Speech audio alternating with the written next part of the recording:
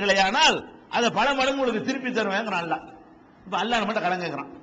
அல்லாஹ் என்ன செய்யறான்? இன் துகுரில் உள்ளாக நீங்கள் அல்லாஹ்வுக்கு கடன் கொடுத்தீர்களேயானால் அவன் உங்களுக்கு திருப்பி தருவான். ஒண்ணுக்கு 10 பல மடங்கா தருவான். நீ 1000 ரூபாய் கொடுத்தா 1000 ரூபாய் திருப்பி தர மாட்டேன்.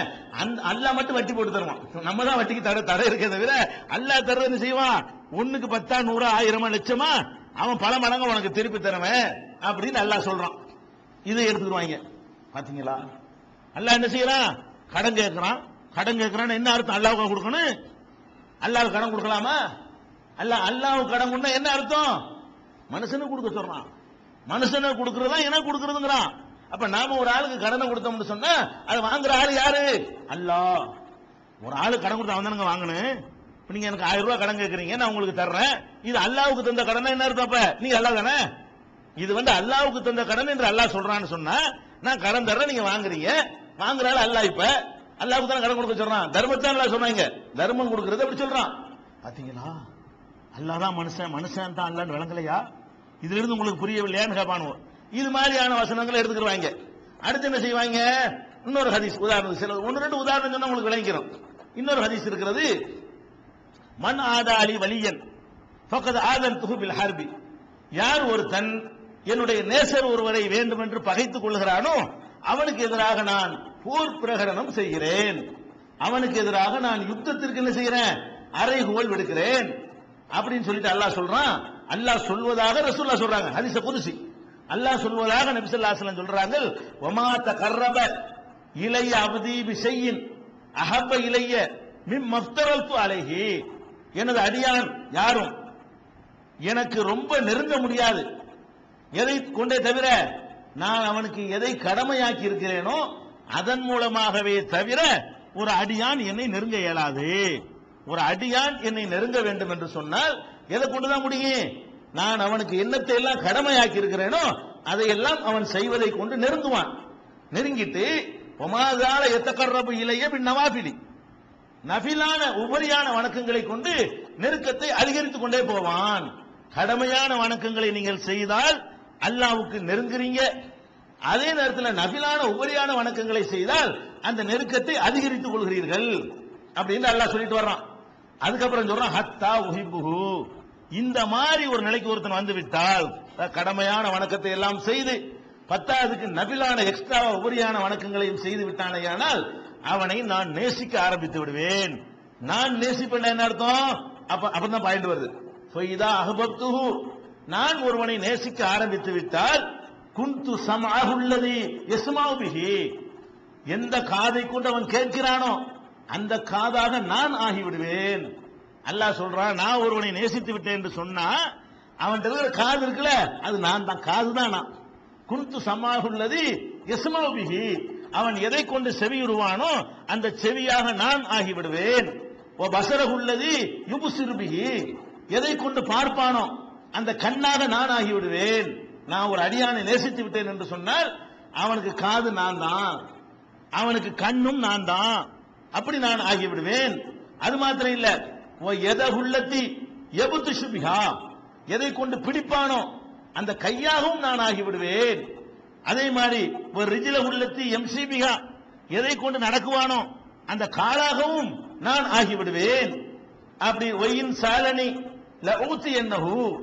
அவன் கேட்டால் அவனுக்கு நான் கொடுப்பேன். வலையின் இஸ்தாதனி. என்னிடத்தில் பாவ மன்னிப்பு தேடினால், பாதுகாப்பு தேடினால் லஉஈதன்னஹு. அவனுக்கு நான் பாதுகாப்பு கொடுப்பேன் அப்படின்னு சொல்லி வரிசையா ஒரு பெரிய ஹதீஸ்ல இது வருதுங்க.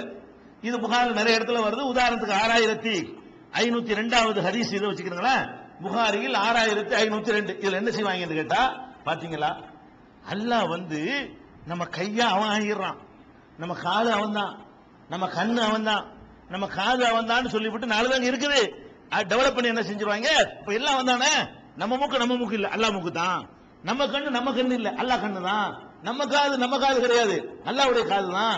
நம்ம கை கிடையாது, நம்ம உடம்பு கிடையாது, அல்லாஹ் உடம்பு தான். அப்ப நான் தான் அல்லாஹ் தான் நான். பாயிண்ட் விளங்குதா? இதை எடுத்துக்கிட்டு பாத்தீங்களா, ரசூலுல்லாஹ்வே சொல்றாங்க. சஹீஹான ஹதீஸ்ல இருக்கிறது, ஆதாரப்பூர்வமான ஹதீஸ். அல்லாஹ் சொல்வதாக நபிகள் நாயகம் ஸல்லல்லாஹு அலைஹி வஸல்லம் சொல்றாங்களே, பாத்தீங்களா? இதுல என்ன விளங்குது? அல்லாஹ் தான் மனுஷன் தான் அல்லாஹ்.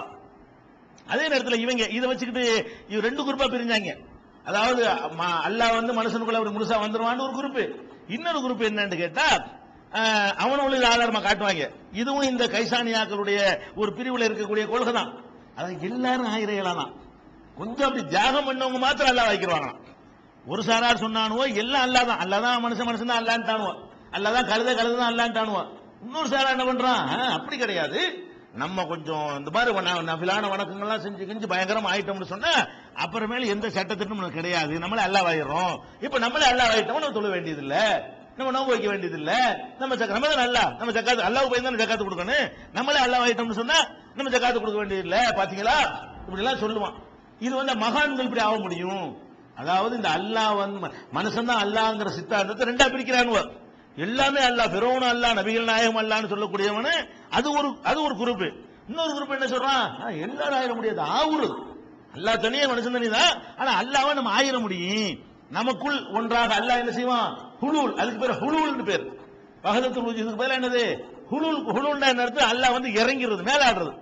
அல்லாஹ் வந்து பேய் மேலாடுங்கிறான்ல மனுஷன் மேல, பேய்ந்தவன் கிடையாது. மக்களுக்கு புரிகிற பாஷையில சொல்றாருல, ஒரு சாவுலது பாஷா மேலாடுறாரு, அந்த அவுலியா மேலாடுறாரு, அந்த செத்து போனவன் மேலாடுறாங்கிறான்ல, அந்த மாதிரி அல்லாஹ் வந்து நம்மள்ட்ட மேலாட ஆரம்பிச்சிருவானா. அப்ப நம்ம தான் அல்லாஹ் மேலாட்ட என்ன செய்வோம், ஒரு கிறுக்க மேல வந்து ஒரு சாவுலது பாஷா வந்துட்டாருன்னு வைங்க, அவன் பேசணும் சாவுலது பேசுற மாதிரி பேசுவான், அவனா பேச மாட்டான், ராமசாமி பேசுற மாதிரி பேச மாட்டான். அந்த மாதிரி அல்லாஹ்வே நம்ம மேல மேலாட ஆரம்பிச்சிடறான்னு சொல்லி அவங்க இதை காட்டுவாங்க. இந்த ஹதீஸ் வச்சுட்டு பாத்தீங்களா, நாம தியாகம் பண்ணி, அதனால ஒரு அளவுக்கு மேல போனா என்ன செய்ய வேண்டியது இல்ல, எந்த வணக்கமும் செய்ய வேண்டியது இல்லை, நம்மள அல்லாஹ் ஆயிடுறோம். இதெல்லாம் சொல்லும் வணக்கம் வழிபாட்டுக்கு சொல்லுவாங்க. நீ அல்லாஹ் ஆயிட்டீல, அப்படியே திங்கிற, அதுல அல்லாஹ் திங்கிறீங்களா, நீ அல்லாஹ் நெசமா நீ மகான்ல அல்லாஹ் ஆயிட்டேன்னு சொன்னா அல்லாஹ் திம்பானா, அல்லாஹ் குடிப்பானா, அல்லாஹ் தூங்குவானா? இவங்களை கட்டி போட்டு நீங்க அல்லாஹ் ஆயிட்ட காரணத்தினால் உங்களுக்கு இனிமே சோறு கிடையாது, நீங்க அல்லாஹ் வைத்த காரணத்தினால் உங்களுக்கு தூக்கம் கிடையாது, நீங்க அல்லாஹ் வைத்த காரணத்தினால் உங்களுக்கு தண்ணி கிடையாது, இப்படின்னு ஒரு 3 நாளைக்கு போட்டா நான் அல்லாஹ் இல்லைன்னு, அப்பதான் அல்லாஹ் இல்லைன்னு சொல்லுவாங்க. அப்ப நம்ம என்ன வழங்குறோம், இது என்ன பிரச்சனை, முன்னையும் பின்னை எப்படி அல்லாஹ் வந்து கவுண்டரை கொடுத்து இந்த செய்தியை சொல்றான் பாத்தீங்களா. அல்லாஹ் சொல்லும் போதே என்ன சொல்றான், எப்படி சொல்றான் பாருங்க, ஒரு அடியான் நான் அவனுக்கு கடமையாக்கியதை செய்தாலே தவிர என்னை நெருங்க இயலாது, நான் வேற அவன் வேற, எனக்கு அடிமைத்தனத்தை நீ செஞ்சாகணும், அடிமை நீ ஒத்துக்கிறன்னு, நான் கடமையாக்கணும் செய்யணும், அதோட நான் திருப்தி அடைஞ்சிட மாட்டேன், இன்னும் உபரியான வணக்கங்கள் எல்லாம் நீ அதிகமாக செய்து கொஞ்சம் கொஞ்சமா என்னை நெருங்கி வரலாம் அப்படின்னு சொல்லிட்டு தான் என்ன செய்யறான், இந்த வார்த்தையை சொல்றான். பிந்தி என்ன சொல்றான் பாத்தீங்களா, அவன் எனக்கு கேட்டால் தருவேங்கிறான். பாய்ந்தான் கையாயிட்ட கால ஆயிட்டேன்னு சொன்னா இந்த வாசகம் எதுக்கு, அவனுடைய கையா நான் ஆகிவிட்டேன், அவனுடைய காலாக அவனுடைய காலா நான் தான் ஆகிட்டேன், அவனுடைய பார்வையாக நான் ஆகிட்டேன், அவனுடைய செவியாக நான் ஆகிட்டேன்னு சொல்லிட்டான்ல. அப்ப நீ தான் அல்லாஹ், அப்புறம் என்னன்னு வரணும் அந்த வாசகம், அதனால் நீ நினைச்சதுதான் நடக்கும், அப்படில வரணும் வாசகம். நான் அல்லாஹ் ஆயிட்டேன்ல, நானே அல்லாஹ், என் கை அல்லாஹ்வுடைய கையின்னு ஆகும் போதுங்க நான் நினைச்சது எனக்கு கிடைச்சிடும்ல, என் காது அல்லாஹ்வுடைய காதுன்னு ஆகும் பொழுது என்ன செய்யும், எங்கேயே மக்காவில் பேசுற பேச்சு எனக்கு வழங்கும்ல, அல்லாஹ்வுக்கு வழங்குற மாதிரி என் காது இல்லைன்னு சொன்னா நம்ம என்ன செய்யணும், இங்க வா, இந்த சோத்து டெஸ்ட் கூட வேணாப்பா, உன் காது அல்லாஹ்வுடைய காது தானே, அடுத்த ரூம்ல உட்காந்து நான் பேசுவேன் என்னன்னு கரெக்டா சொல்லணும். அல்லாஹ் கேட்பான், அல்லாஹ் கேட்குமா இல்லையா, அல்லாஹ்வுடைய காதா இருந்தா என்ன செய்யணும், அடுத்த ரூம்ல உட்காந்துட்டு பேசினா இவனுக்கு வழங்குமா, எவன் வந்து நான் அல்லாஹ் ஆயிட்டேங்கிறானோ, அல்லாஹ்வுடைய காதாக என் காது ஆகிவிட்டது என்று சொல்லி புருளா விடுறானோ அவன்கிட்ட கேட்கணும், உங்க காது அல்லாஹ்வுடைய காது தானே, உங்க கண்ணு அல்லாஹ்வுடைய கண்ணு தானே, என்னுடைய 10 லட்சம் ரூபாய் திருடு போச்சு, அந்த கண்ணை கொண்டு எங்க இருக்குன்னு சொல்லுங்கன்னு கேளுங்க. அடே 10 லட்சம் திருடு போச்சுடா, இந்த டெல்லியில கொண்டு வச்சு விட்டாங்க, அது யாருன்னு கொஞ்சம் சொல்லுங்க, நீங்க அல்லாஹ் தானே, உங்க கண்ணு